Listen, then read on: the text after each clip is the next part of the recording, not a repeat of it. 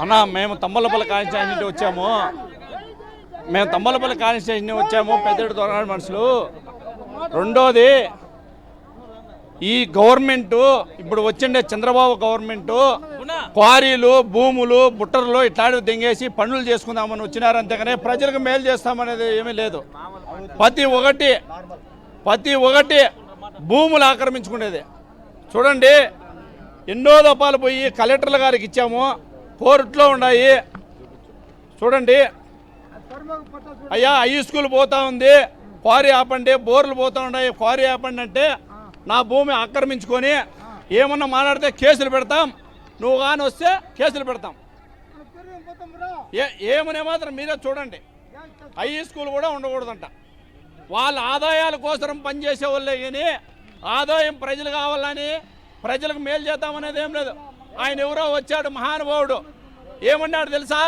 నీకు 17,000, నీకు 17,000, నీకు 15,000, నీకు 18,000, అమ్మా నువ్వు ఎవర్రా నీకు 18,000 అన్నాడు. ఎవరికన్నా ఏమన్నా ఇచ్చారా అండి? బస్సు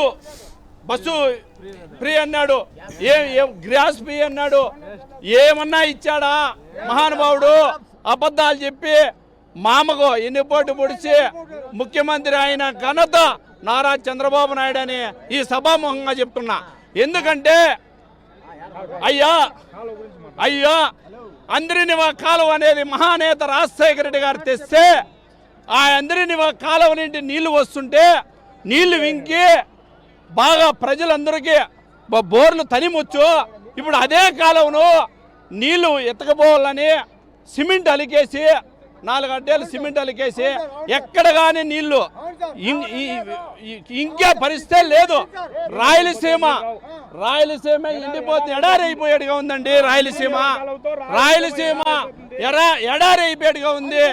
మా భూములు కానీ మా మహానుభావుడు జగన్మోహన్ రెడ్డి గారు ప్రభుత్వము వస్తానే నీట్గా ఆ పార్టీ వద్దు ఈ పార్టీ వద్దు అని చెప్పి అందరికీ ట్రాన్స్ఫారాలు మేము వేసారంటే మాకు ఇవ్వకుండా తెలుగుదేశం వాళ్ళకి ఇచ్చి మీరు ఎన్నిక తీసుకోండి అని మా ఎమ్మెల్యే దొరకనాథ్ రెడ్డి గారు చెప్పి మాకు ఎన్నిక ట్రాన్స్ఫారం ఇచ్చి ఎవరు తెలుగుదేశం ఉంటే వాళ్ళకందరికీ ముందు చేసేది.